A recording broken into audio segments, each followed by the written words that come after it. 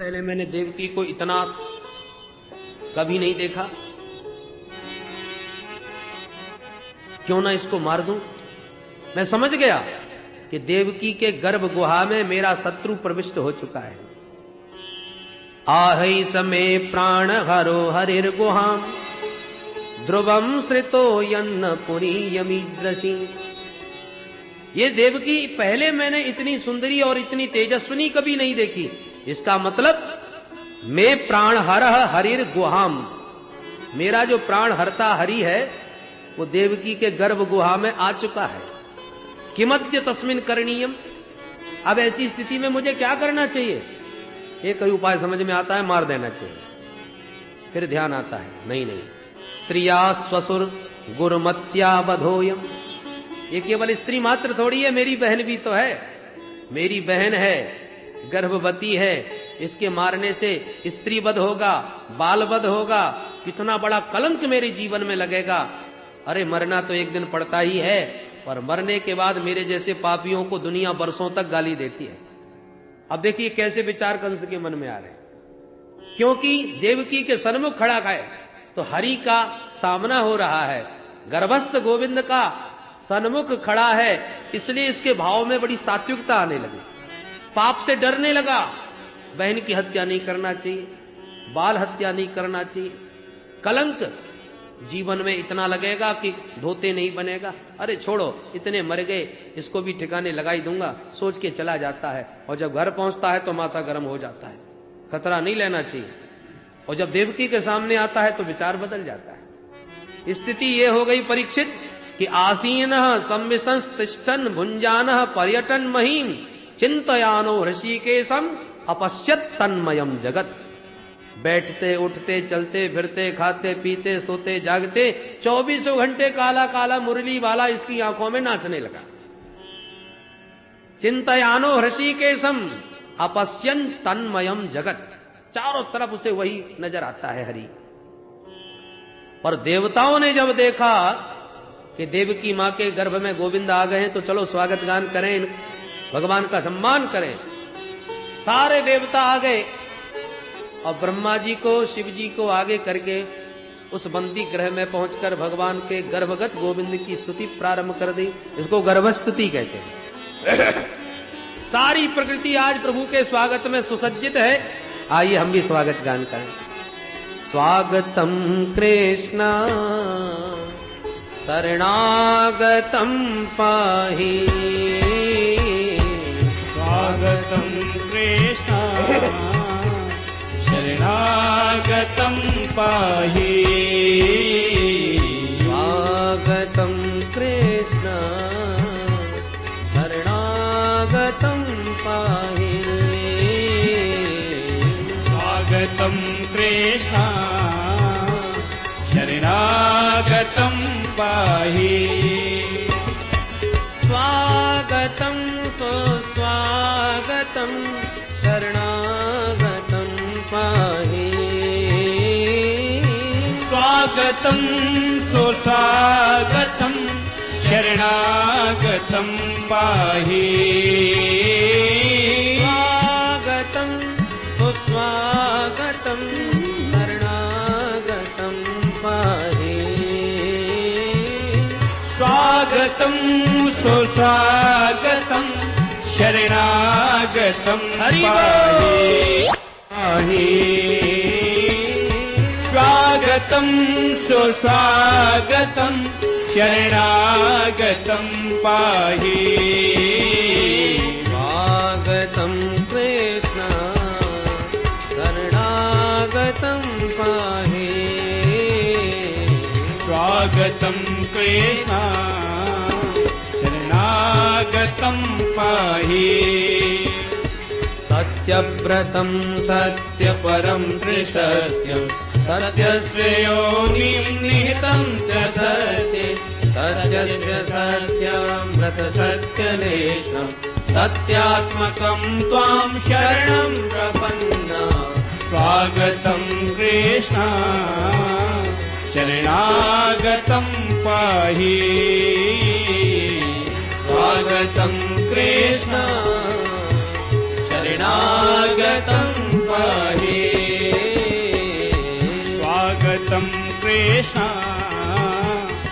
शरणागतं पाहि शृण्वन् गणन् संस्मरयंश्च चिन्तयन् नामानि रूपाणि च मङ्गलानि ते क्रियासु यस्त्वच्चरणारविन्दयो गाविश्च चेता न भवाय कल्पते स्वागतं सुस्वागतं शरणागतं पाहि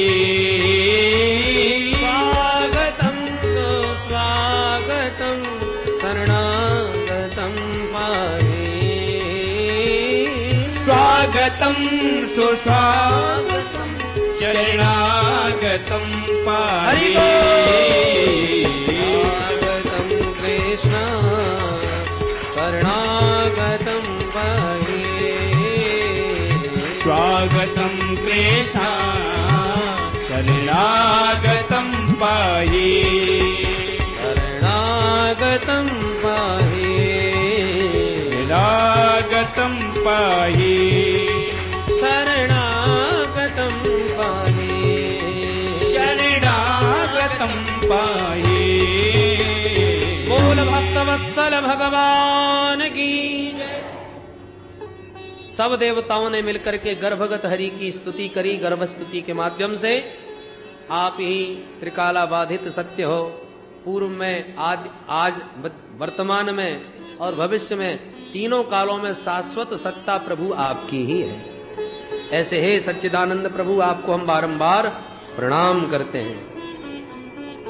आपकी कृपामयी चरण कमलों की नौका का जो आश्रय ले लेते हैं, वो इस भवसागर को बछड़े के पैर के गड्ढे के समान बड़ी सहजता से पार कर जाते हैं। प्रभु त्वत्पाद पोतेन महत्कृतेन कुर्वन्ति गोवत्स पदम भवाब्धिम। हे प्रभु, हे अरविंदाक्ष, ये नेरविंदाक्ष विमुक्तिमाननस् त्वय्यस्तभावाद् विशुद्ध बुद्धयः।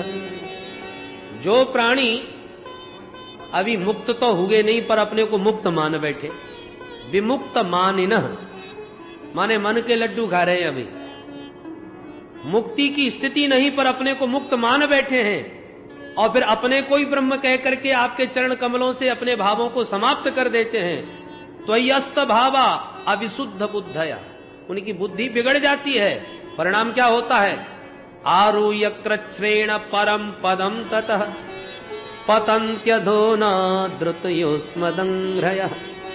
बड़ी कठिनाई से, बड़ी साधना करते करते साधना की बहुत ऊंचाइयों तक पहुंच तो जाते हैं, पर थोड़ी सी असावधानी से पतन्त्यधः धड़ामदी से नीचे गिरते हैं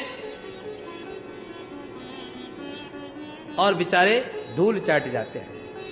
पर दूसरी ओर तथा नते माधव तावका क्वचित, हे माधव तावका त्वदीया, जो आपको ही अपना जीवन धन सर्वस्व मान चुके हैं, ऐसे आपके चरणाश्रित जो भक्त हैं, वो बड़े बड़े विघ्नों के सिर पर पैर रखते हुए धारा प्रवाह गति से दौड़ते चले जाते हैं, क्योंकि त्वया अभिगुप्ता विचरन्ति निर्भया। त्वया अभिगुप्ता, आप उन्हें चारों तरफ से गुप्त रक्षणे इस प्रकार से संभाल करके ले जाते हो कि उनको कभी गिरने नहीं देते, फिसलने नहीं देते। बोलो जय श्री कृष्ण।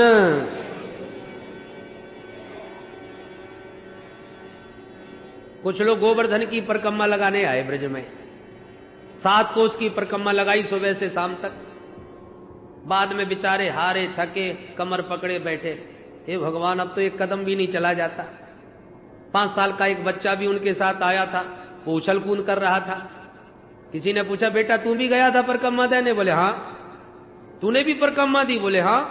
फिर तू क्यों नहीं थका? बोले हम तो पिताजी के कंधे पर बैठ के गए थे। तो यात्रा तो उसकी भी हुई पर थकान कहीं भी नहीं। क्यों? बोले अपने पैरों पर हम चले ही नहीं। तो जो अपने बल का गर्व लेके चलेगा वो गिरेगा भी, थकेगा भी, फिसलेगा भी, तम अनेक प्रकार की समस्याएं सामने हैं। और जो गोविंद की कृपा के बल पर चलेगा वो बड़े बड़े विघ्नों के ऊपर पैर रखता हुआ दौड़ता चला जाए, उसे कुछ भी पता नहीं चलेगा। त्वया अभिगुप्ता विचरन्ति निर्भया।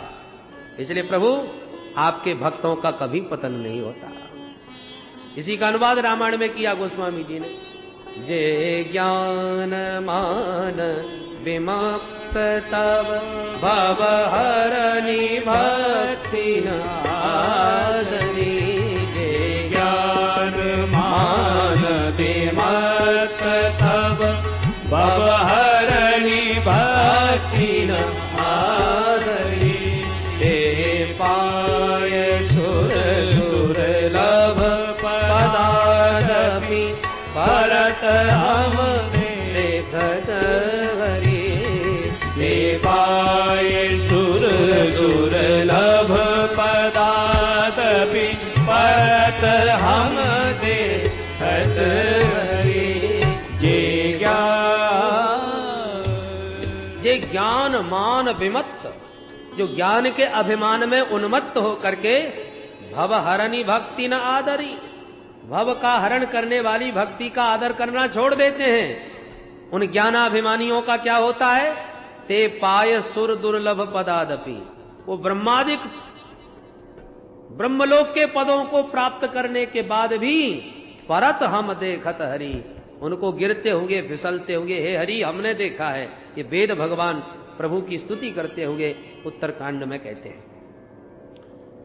इसलिए भगवान के चरण कमलों का आश्रय लो। कैसे लें? बोले शृण्वन् गृणन् संस्मरयंश्च चिंतयन्। भगवान की लीलाओं को पहले खूब सुनो, और कोई सुनाने वाला ना मिले तो जो मिले उसको तुम ही सुनाना प्रारंभ कर दो। पर ना कोई सुनने वाला मिले ना सुनाने वाला, तब क्या करें? बोले संस्मरयंश्च चिंतयन्, भगवान की लीलाओं का स्मरण करो, चिंतन करो। स्मरण और चिंतन में क्या भेद है? अप्रयत्नश्चित्त व्यापार स्मरणम और सप्रयत्नश्चित्त व्यापारो चिंतनम। जिसको याद करने के लिए चित्त पर जोर लगाना पड़े उसका नाम चिंतन, और जो बिना चित्त पर जोर दिए ही याद आ जाए उसका नाम स्मरण। तो भगवान की लीलाओं का स्मरण करो, कदाचित विस्मरण हो रहा हो तो चिंतन करो, चित्त पर जोर दे करके उसे याद करो। और इस प्रकार से जिसने अपने चित्त को गोविंद के चरण कमलों में चिपका लिया वो फिर भवाटवी में कभी नहीं भटकता। आविष्ट चेता न भवाय कल्पते। बड़ी सुंदर स्तुति करने के बाद अंतिम श्लोक में देवताओं ने देवकी मां की भी स्तुति गाई। दिष्ट्याम्बते कुक्षगतः परः पुमान्। हे मां, आप कितनी भाग्यशालिनी हैं कि जो अनंत कोटि ब्रह्मांडों का अधिनायक नारायण है, जो सबको पेट में धर के सो जाता है प्रलय के समय, वो परमात्मा तेरे पेट में समा गया, तेरे उदर में आ गया मां। इसलिए अब तुम्हें कंस से डरने की आवश्यकता नहीं। मां भूत भयम भोजपतेर मुमूर्षः। अब भोजपति कंस को तुम मरा हुआ ही समझो, निश्चिंत रहना। क्यों? समझा बुझा करके ब्रह्मा शिव को आगे करके सारे देवता अंतर्धान हो गए। अथ सर्वगुणोपेतः कालः परम शोभनः। अब भगवान के प्राकट्य का शुभ समय आ गया। काल के नाम से हृदय कांप जाता है, बहुत खतरनाक होता है, पर आज भगवान के जन्म के अवसर पर कालः परम शोभनः, काल भी परम सुंदर बन ठन के सज धज के आया है। भादों का महीना आ गया, कृष्ण पक्ष आ गया, अष्टमी तिथि आ गई, बुधवार आ गया, रोहिणी नक्षत्र आ गया, श्री हर्षण योग आ गया, बब कर्ण आ गया, मध्य रात्रि 12 बजे का समय आ गया। उस अर्धरात्रि में भगवान अचानक देवकी वसुदेव जी के सन्मुख चतुर्भुज दिव्य नारायण रूप में प्रकट हो गए। वो लक्ष्मी नारायण भगवान की जय। उस अद्भुत बाल छवि को देख करके सबने हाथ जोड़े, देवकी वसुदेव स्तुति करने लगे। तम अद्भुतम बालक मम्बुजे क्षणम चतुर्भुजम संघ गदायुधायुधम। तम अद्भुतम बालकम बीच। इस अद्भुत बालक को देखा। अद्भुत क्यों? बोले बच्चे 2 हाथ वाले होते हैं, ये 4 हाथ वाला है, अद्भुत तो है। बालक जन्म लेते समय आंख बंद किए रहते हैं, ये अम्बुजे क्षणम, कमल जैसी आंख वाला है। बालक नग्न पैदा होते हैं, पर ये तो पीतांबरम, पीतांबर पहने आया है। बालक निहत्ते होते हैं, पर ये तो शंख चक्र गदा पद्म लिए खड़ा है। हर प्रकार से अद्भुत बालक है। ऐसे अद्भुत बाल, उस दिव्य छवि को देखकर वसुदेव जी ने प्रणाम किया। विदितोषि भवान साक्षात पुरुषः प्रकृते परः। मैं पहचान गया आप प्रकृति से परे साक्षात परम पुरुष, साक्षात प्रभु नारायण हो। केवलानुभवानंद स्वरूप सर्वबुद्धि दृक्। आप तो साक्षात आनंद स्वरूप हो। प्रभु, देवकी मैया डर रही हैं मन में, वसुदेव जी को बार बार संकेत कर रही हैं, जल्दी कीजिए महाराज,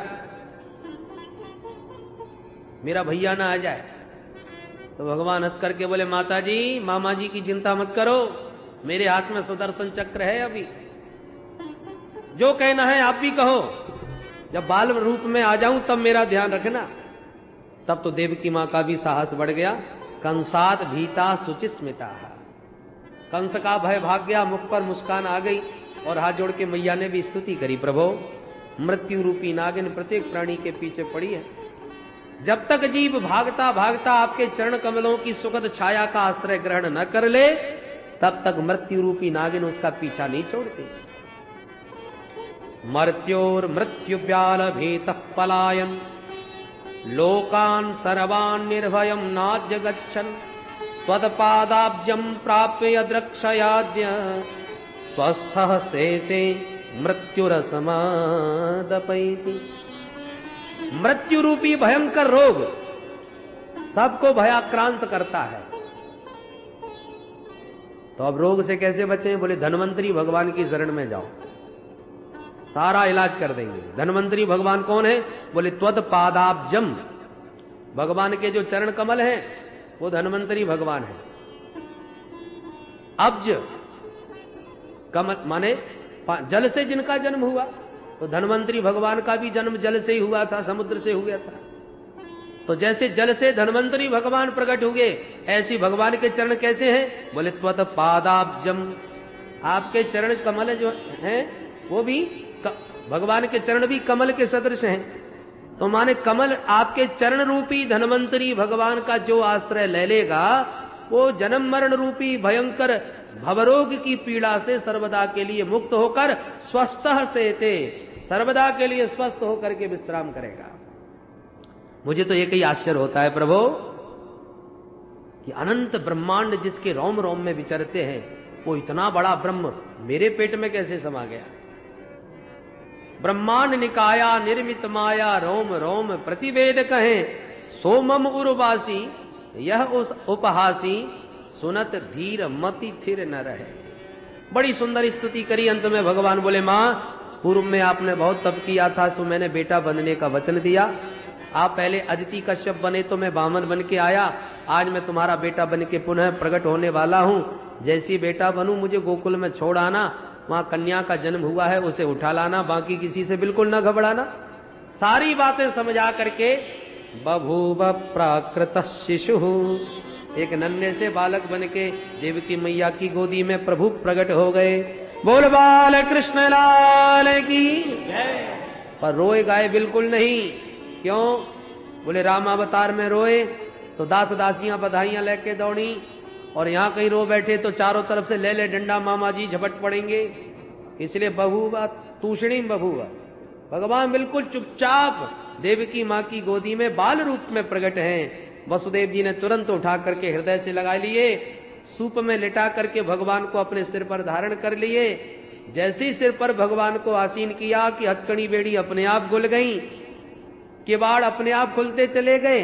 जब बाहर निकले तो पहरेदार भी सब खर्राटे बजा के सोए गए। मतलब जीव जैसे ही ब्रह्म संबंध प्राप्त करता है, ब्रह्म साक्षात्कार करता है, तो उसके सारे भव बंधन अपने आप खुल जाते हैं।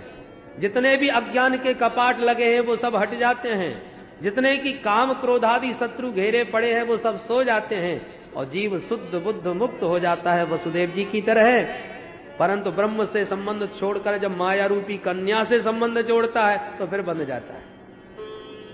वसुदेव जी जैसी लाला को लेके चले तो आकाश के मेघ मंडलों ने देखा, वाह, हम भी सांवले, हमारे प्रभु भी सांवले, हम भी घनश्याम और ये भी घनश्याम, तो चलो इनका स्वागत करें। कैसे? भगवान ने छूट दे रखी है, पत्रम पुष्पम फलम तोयम जो हो तुम्हारे पास वही दो। मेघों ने कहा हमारे पास तो जल है, तो चलो जल ही देते हैं। तो बवर्ष पर्जन्य उपांशु गर्जित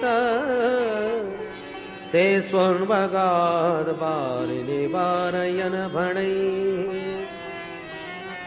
मेघमंडलों ने पानी की मंद मंद फुहारें छोड़नी प्रारंभ कर दी स्वागत में। शेष भगवान को लगा सरकार छोटे से हैं और ये पानी बरसा रहे हैं, तो शेषोन्वगात वारि निवारयन फणई ही अपने 1000 फन तान करके छत्र तान कर जल वृष्टि को रोकते हुए वसुदेव जी के पीछे पीछे चल पड़े। जैसे यमुना महारानी ने देखा मेरे प्राणधन प्रियतम पधार रहे हैं, तो बिना पाद प्रक्षालन किए नहीं जाने दूंगे। उमड़ घुमड़ के जमुना जी का जल वसुदेव जी के कंठ तक आ गया। प्रभु जान गए देवी जी को चरण छूने की पड़ी है और पिताजी डूबे जा रहे हैं, तो तुरंत अपना श्री चरण नीचे को लटका दिया और जैसे ही चरण कमलों का स्पर्श जल से हुआ कि पाद प्रक्षालन करके यमुना वसुदेव जी के घुटनों के बराबर हो गई। बोले यमुना महारानी की। एक संत कहते हैं जमुना जी में बाढ़ आई अपने प्रियतम का मुख देखने, तो प्यारे का तो मुख दिखा नहीं, ससुर जी की दाढ़ी पहले दिखाई पड़ गई, तो बेचारी शर्मिंदा होकर ससुर जी के चरणों में झुक गई। एक संत कहते हैं जमुना जी में बाढ़ आई अपने प्रियतम प्राणधन प्रभु से मिलने के लिए, तो मिलने की उमंग उठी, तो भगवान ने ऊपर से एक चरण प्रहार किया। शर्म नहीं आती, तुम्हारे ससुर जी खड़े हैं और उनके सामने हमसे मिलने चली आ रही हो, मुंह उठाए। तो ही जमुना जी तुरंत ससुर जी के चरणों में नतमस्तिष्क हो गई। इस प्रकार से जमुना पार करके वसुदेव जी नंद भवन में पहुंच गए, जहां योग माया के प्रताप से सारे ब्रजवासी खर्राटे बजाए सोए रहे। धीरे से प्रसूति का भवन में जाकर लाला को सुला दिया, लाली को उठा लिया। जैसे लौट करके वापस आए बंदी गृह में कि कन्या गला फाड़ के रो पड़ी, हथकड़ी बड़ी फिर बंद हो गई, अब के बाद अपने आप बंद हो गए। कन्या का रुदन सुन करके पहरेदार जग गए, कंस को सूचना दी, कंस दौड़ा दौड़ा आया, पर देवकी की गोदी में लाला की जगह लाली को पाया तो बड़ा घबराया। लगता है देवताओं की इसमें भी कोई गहरी चाल है, मैं छोड़ने वाला किसी को नहीं। कन्या का पैर पकड़ के घुमा रहा था कि कन्या हाथ छुड़ा के भाग गई, अष्टभुजी बन के प्रकट हो गई। किम मया हतया मंदः जातः खलु तवांत कृत। हे मूर्ख, तू मुझे क्या मारना चाहता है? तुझे मारने वाला तो पैदा हो गया। कंस कांप गया, बहन जी कहां पैदा हो गया, किस घर में? कन्या बोली पूरी जन्म पत्री नहीं बताने की। यत्र क्वबा पूर्व शत्रु मां हिंसी कृपणान वृथा। तेरा शत्रु तेरे ही आसपास है, अपने आप ढूंढ निकाल। यों कह करके देवी अंतर्धान हो गई और कंस बुरी तरह घबरा करके अपनी बहन देवकी के चरणों में ही गिर पड़ा। बहन जी, जीवन में पहली बार पता चला कि आजकल देवता भी झूठ बोलना सीख गए।